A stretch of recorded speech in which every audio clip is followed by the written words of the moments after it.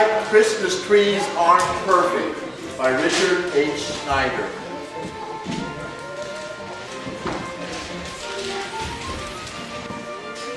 They say if you creep into an evergreen forest late at night, you can hear the trees talking. If you listen very carefully, you can hear the older pines telling the younger ones why they will never be perfect. They will always have a bent branch here, a gap there. But long, long ago, all evergreens were perfect. Each one took special pride in branches that sloped smoothly down from pointed top to evenly shaped skirt. This is especially true in a small kingdom in Europe, where the evergreen trees were the most beautiful of all. Each year at Christmas, as Christmas approached, the Queen's woodsman would search the royal evergreen forest for the most perfect, most beautiful tree. The one fortunate enough to be chosen would be cut on the first Saturday of Advent. It would then be carefully carried to the castle and set up in the center of the great hall. There it reigned in honor for all the Christmas celebrations. Every evergreen hoped for this honor. Each tree tried to grow its branches and needles to perfection. All of them strained to have the best form and appearance.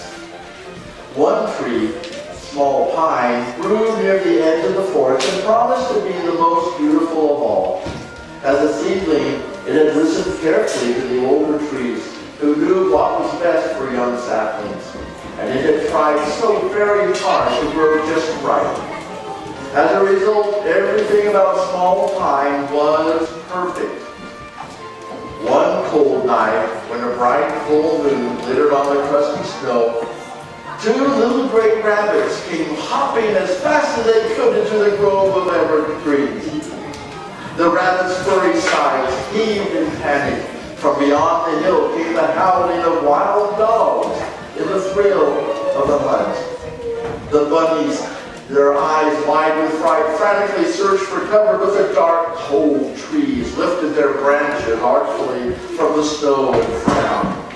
Faster and faster the rabbits circled as the excited howling of the dogs sounded louder and louder. And then Small Pine's heart shuddered. When the terrified rabbits ran near, Small Pine dipped its lower branches down, down, down to the snow. And in an instant before the wild dogs broke into the grove, the rabbits slipped under Small Pine's evergreen screen. They huddled safely among the comforting branches while the dogs galloped by and disappeared into the forest. In the morning, the rabbits went home to their burrows, and Small Pine tried to lift its lower branches back up to their proper height. It strained and struggled, but the branches had been pressed down too long through the night. Oh well, Small Pine thought, no matter. Perhaps the woodsman wouldn't notice a few uneven branches near the ground in a tree so beautiful. Several days later, a terrible blizzard lashed the land. Birds and animals huddled in their nests and dens. A mother eagle had become lost in the storm. With feathers so wet she could barely fly, she went from one large evergreen to another looking for a shelter. But each tree she approached feared the eagle would ruin its perfect shape and clenched its branches tight like a fist. Finally, the exhausted eagle fluttered toward Small Pine. Once more, Small Pine's heart opened, so did its branches. The mother eagle nestled on a branch near the top, secure at last. But when the storm was over and the bird had flown away, Small Pine could not move its top branches back into their perfect shape. In them would be a gap evermore. Days passed and winter deepened. The packed snow had frozen so hard the deer in the forest could not reach the tender ground moss which they ate to survive.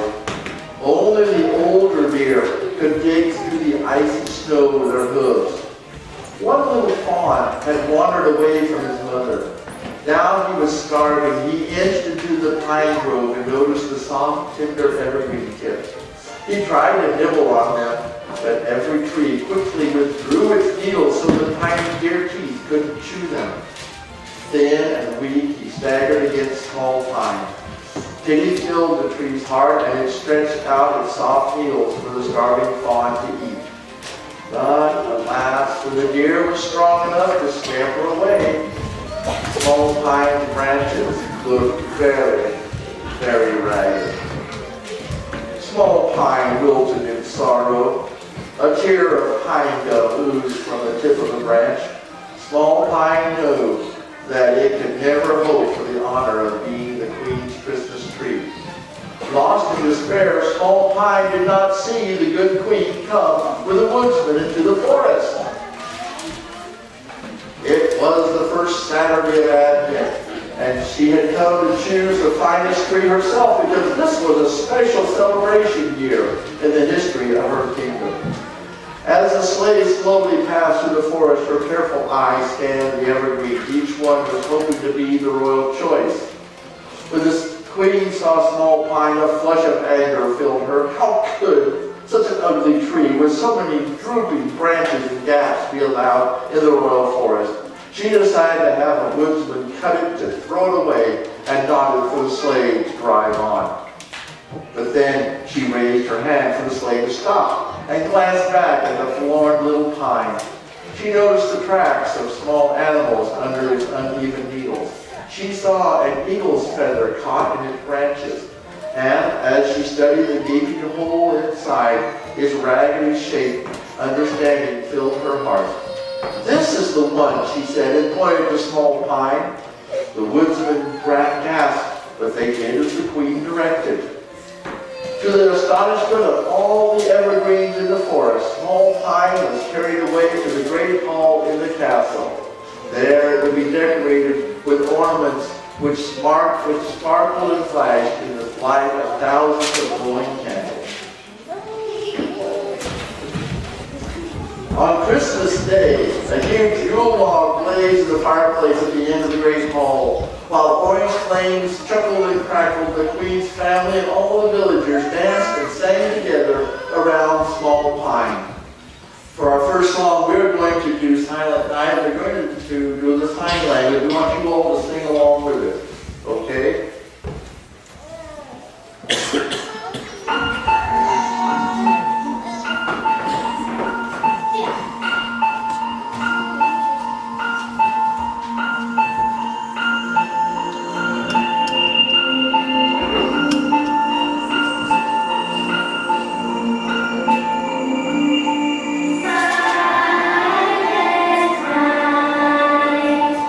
Oh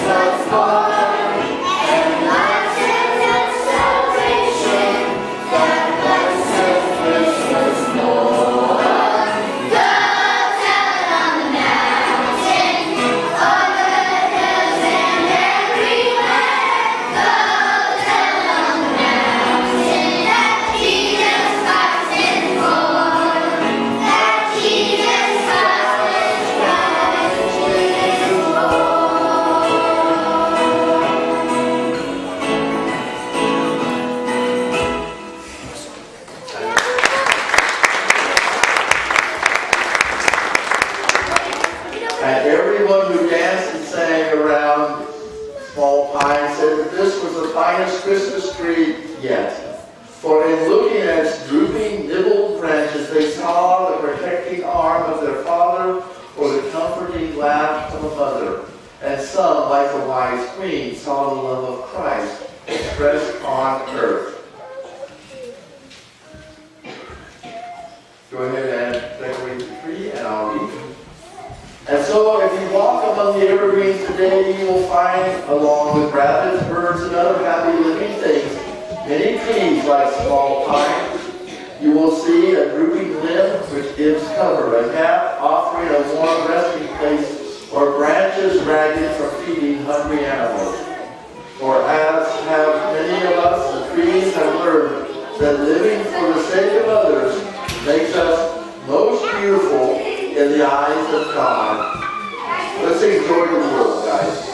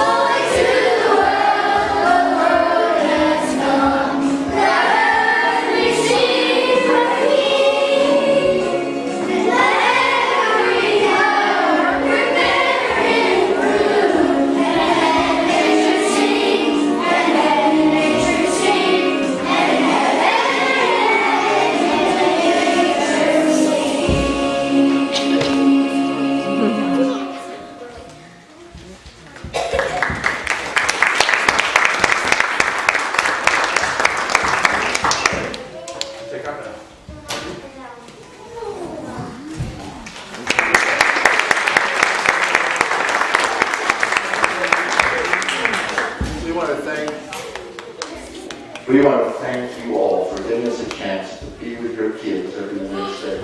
It is a delight, it's a lot of noise, a lot of fun, and I hope that they're getting something out of it. We just love giving the love of God, and then we accept them as they are. We love them. And so we are going to now have a birthday cake for Jesus. What? Why the candle?